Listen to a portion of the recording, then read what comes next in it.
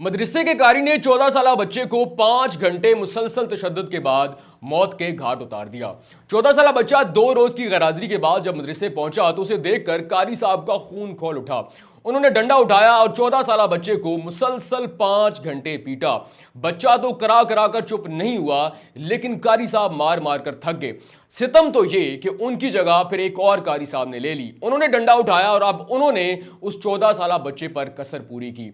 जख्मों की ताब न लाते हुए 14 साल मासूम बच्चा जान की बाजी हार गया। एक नया दिन और जुल्म की एक और नई दास्तान। पिछले कई रोज से पाकिस्तान के मुख्तलिफ इलाकों से जुल्म सितम की ऐसी दास्तानें सुनने को मिल रही हैं कि जो भी सुन रहा है उसके रोंगटे खड़े हो रहे हैं। चाहे वो बलूचिस्तान में गैरत के नाम पर 2 अशखास का कत्ल हो, जंग में 19 साल लड़की का रिश्ते से इनकार पर कत्ल हो, फिर उसके बाद सिंध में शादी के 2 रोज के बाद जिनसी तशद्दुद से नई दुल्हन का इंतकाल कर जाना हो, या फिर KPK में 14 साल बच्चे का कारी साहब के तशद्दुद से जान की बाजी हार जाना हो। ऐसी दास्तानें हैं कि जो भी सुन रहा है उसके रोंगटे खड़े हो रहे हैं, वो दिल थाम कर बैठ रहा है। अब ये सवाल में वाकया होता क्या है और दरअसल मुजरिम है कौन? नाज़रीन, 14 साल बच्चा 2 रोज से मदरसे से गैर हाजिर था। वो मदरसे नहीं जा रहा था तो वालिद ने बेटे से पूछा कि आखिर तुम मदरसे क्यों नहीं जा रही, वजह क्या है? तो बेटे ने कहा कि कारी साहब मुझ पर तशद्दुद करते हैं, मुझसे अजीबो गरीब मुतालबात करते हैं, मैंने मदरसे नहीं जाना। उसके बाद वालिद ने वही किया जो अमूमी तौर पर आजकल के वालिदैन करते हैं। उन्होंने बेटे की बात को झुटलाया, उसकी बात को नहीं माना, उसको कहा कि तुम झूठ बोलते हो। ऐसा कैसे हो सकता है? कारी साहब तो तुम्हारे वालिद की जगह है, वो तो बहुत अच्छे इंसान है, उनके सीने में कुरान पाक है, वो मस्जिद या मदरसे में ऐसा कैसे कर सकते हैं? तुम इसलिए झूठ बोल रहे हो क्योंकि तुम पढ़ाई से जान छुड़वाना चाहते हो, तुम मदरसे जाना ही नहीं चाहते। वालिद ने अपने बेटे की बात को झुटलाया, जिसकी उम्र 14 साल थी। बेटे का हाथ पकड़ा और वापस मदरसे छोड़ आया। अब बच्चा 2 रोज की गैरहाजिरी के बाद जब मदरसे पहुंचा तो कारी साहब का मदरसे में मौजूद उस बच्चे को देखकर खून खोल उठता है।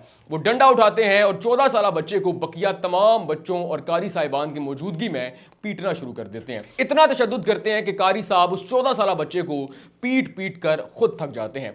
अब सितम बलाए सितम ये देखिए कि उनको रोकने की बजाय एक और कारी साहब उनकी जगह लेते हैं। अब वो डंडा उठाते हैं और उस 14 साल मासूम बच्चे को पीटना शुरू कर देते हैं।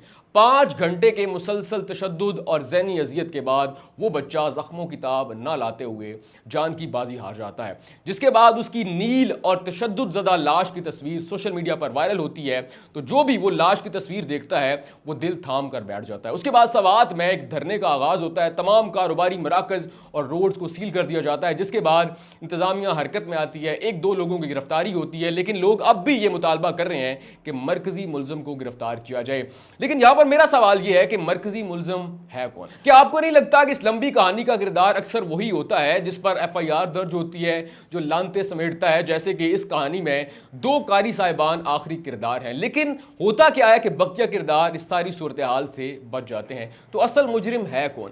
क्या आप नहीं समझते कि असल मुजरिम वो वालिदैन है जिन्होंने बच्चे की बात को झुटलाया, उन्होंने बच्चे की बात को सुना ही नहीं? जब आपका मासूम बच्चा ये कह रहा है कि मुझ पर कारी साहब तशद्दुद करते हैं, मुझसे अजीबो गरीब मुतालबात करते हैं, मैंने नहीं जाना, तो बजाय तहकीकात करने के वालिद ने बच्चे को पकड़कर वापस उसी जल्लाद कारी के पास छोड़ दिया।